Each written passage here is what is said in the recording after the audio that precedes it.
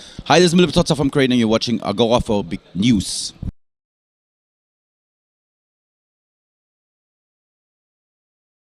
Hey, Milos here of Agoraphobic News, sitting with Mr. Mille of Kreator. Hello, sir. Hi, man. How are you? I'm pretty good. How are you? Fine. Good. And this is your first time in Belgrade, right? No. I've been here before, I think. I know that you played in Novi Sad in 2011, but Maybe it is the first time, but I'm not sure really. Maybe it's not the first time. I hope I don't say anything wrong now. and are you super excited about the first Belgrade Metal Meeting festival? Oh, it's going to be great. It's going to be amazing. We have brought Vader and Dagaba, and there's some great local acts playing as well. So you're super excited about it, right? Oh, very much, very much. How about you? Yeah, awesome. And recently Eddie Clarke has died. How do you feel about it? I feel sad, of course. I've grown up with the man. He was one of my first ever influences, and he was one of the reasons why we formed the band. Of course, you know, Motorhead, Iron Maiden, Saxon, you name them.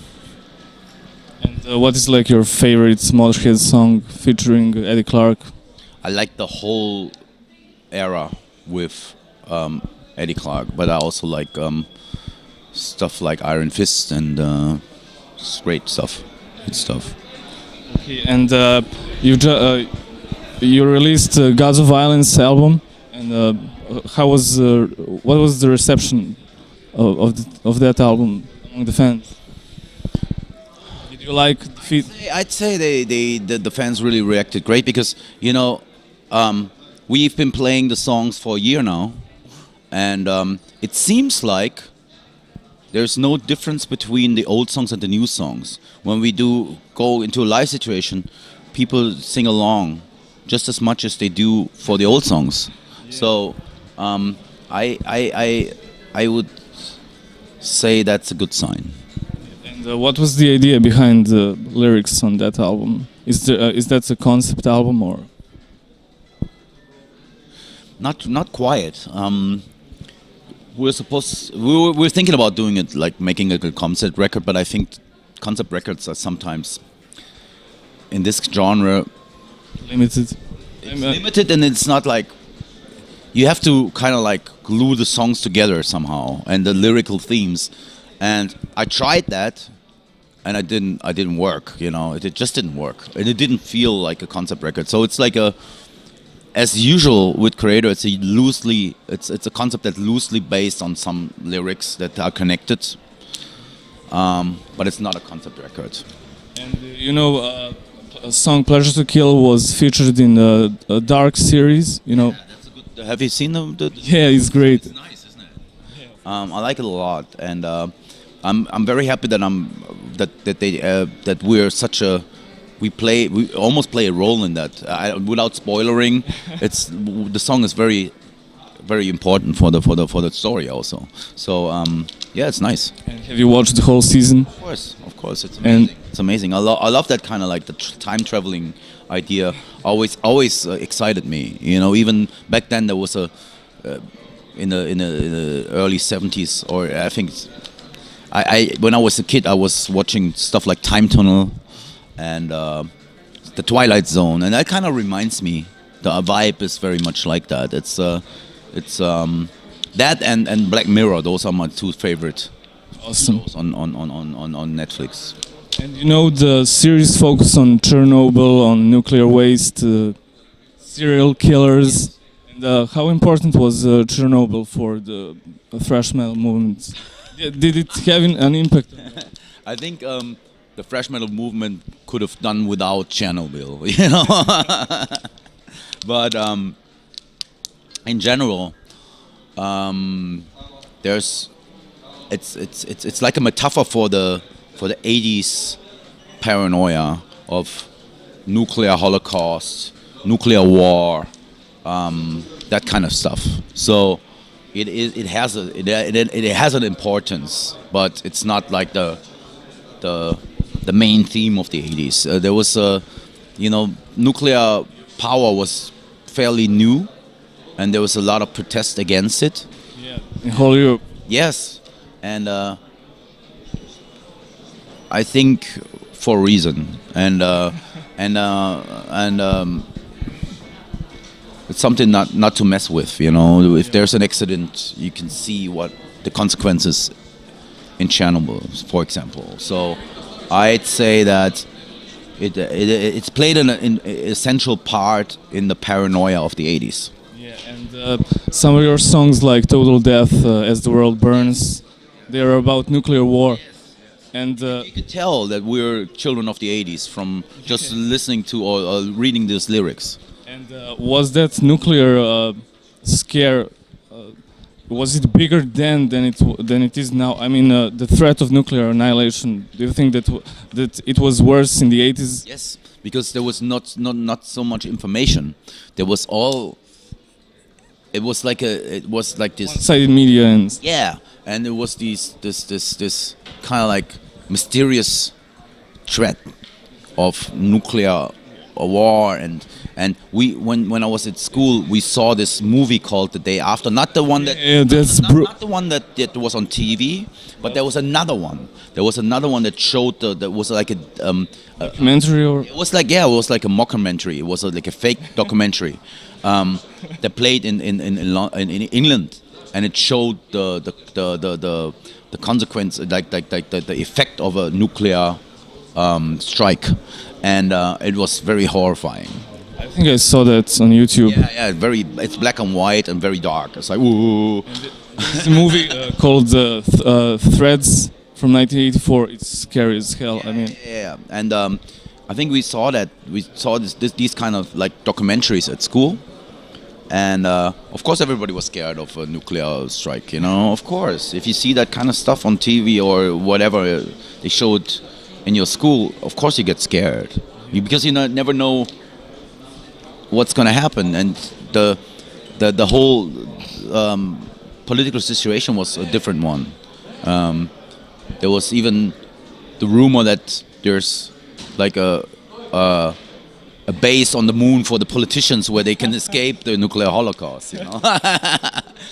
that's even in the comics. I mean, Of course. did you take part in like anti-nuclear protests at the time? I was busy playing music. Fair enough. And I came across the Alten Nessen thrash metal documentary, which features Kreator, and at the beginning of the documentary there is this Essen-Kernap nuclear power plant. And was it scary? It's not a nuclear power plant. It's not. I think in the documentary they say that it's nuclear. No, it's not. It's not. Okay, we have another. It looks like one, no, but it's not. I think it's like a waste disposal or something. Okay. And what is like a song Toxic Trace about? It's probably about that kind of stuff, like the nuclear threat and the nuclear holocaust, the fear of nuclear war, and Nuclear waste. it's about the nuclear waste, the environment, typical 80s paranoia lyrics about how fucked up the environment is going to be in the future. And I think, without being too pessimistic,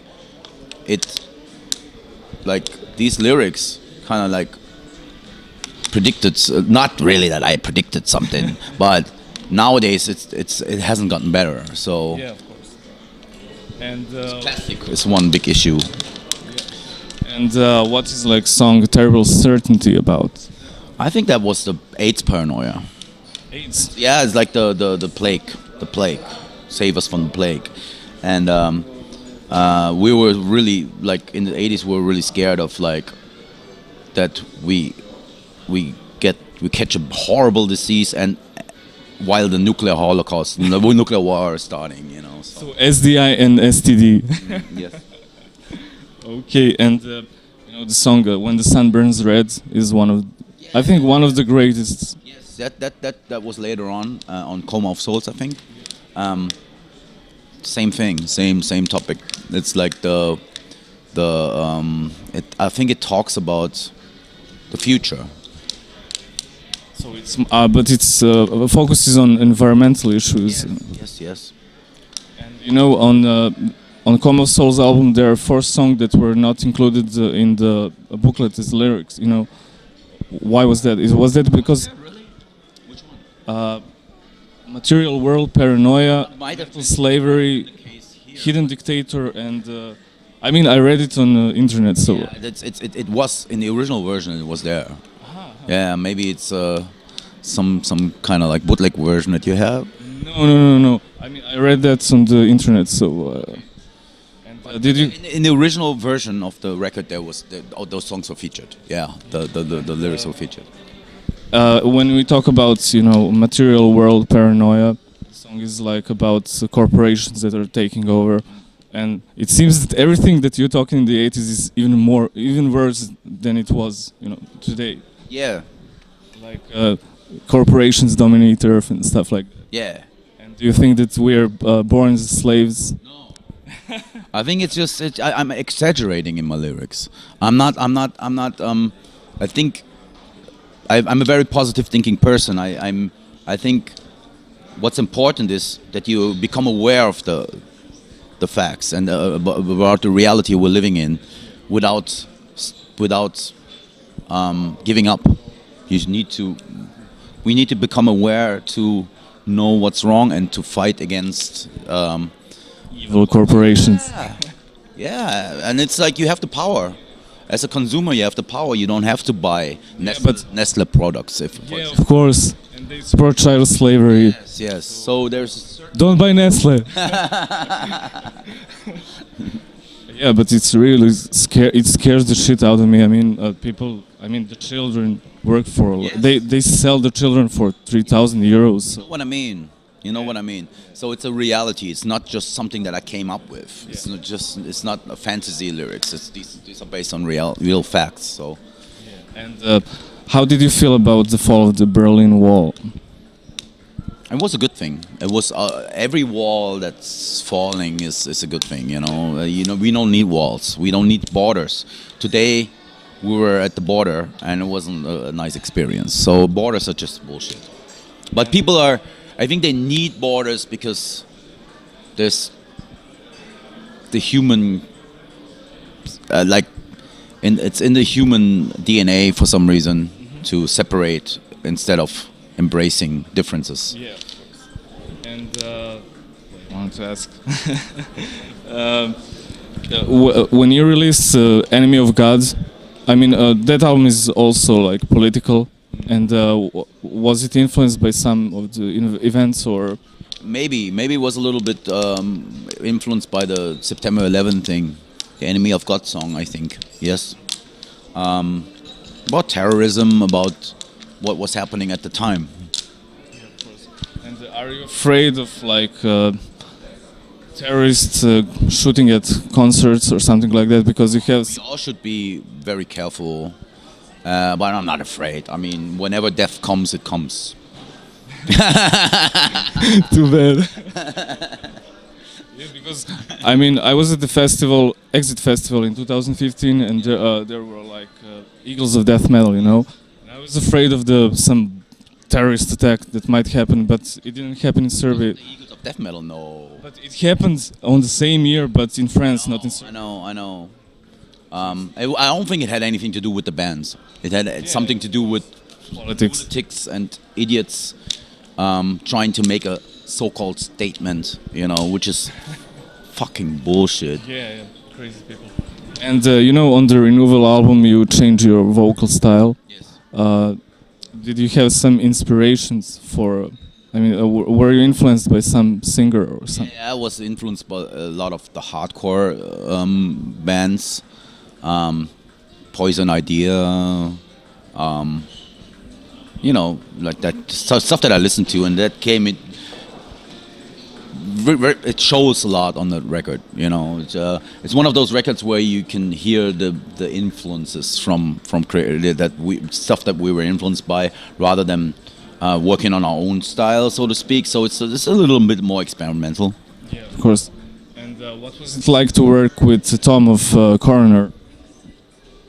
Well, you jump. You make huge jumps from really. Okay, well, yeah, but we can Yeah, we can go in. You just have to like. Yeah, it was good. It was good. Tommy Fetterly is a great guitar player.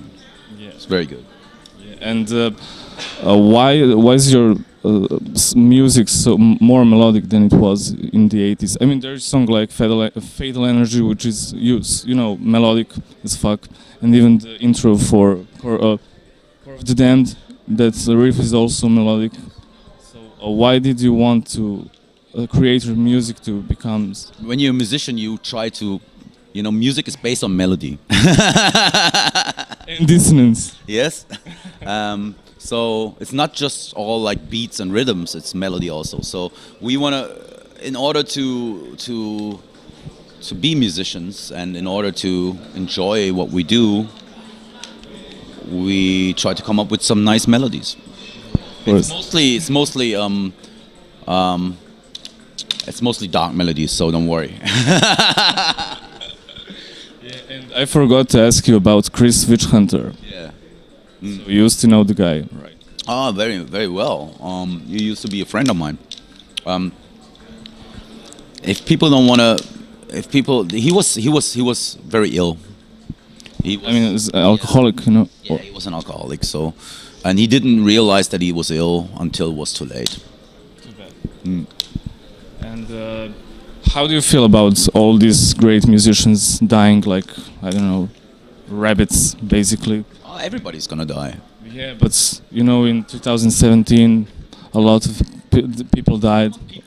Because they wanted to die. So, I was thinking about this a lot. Of course, I just don't want to. I don't want to, like. I think that we know so many musicians and we know so many people in bands that it seems like more people are dying that are musicians, but there's just people dying in general. You know what I mean? So everybody's gonna die. So I don't think it's a bad. Of course, it's sad and everything, but it's just normal. It's life. It comes with life. Death comes with life. So we have to get used to it. And the older we get, the worse it gets. And speaking of death, you used to know Chuck Schuldiner of Death. Yeah, he went way too soon. He went way too soon. He's like 37 or something. No, he was. He was born beginning of his 30s. He was 33 or something. Very, very, very young. And that was sad. That was sad. I mean, if somebody takes his own life, it's one thing. But if somebody goes because he's ill and that's just unfortunate.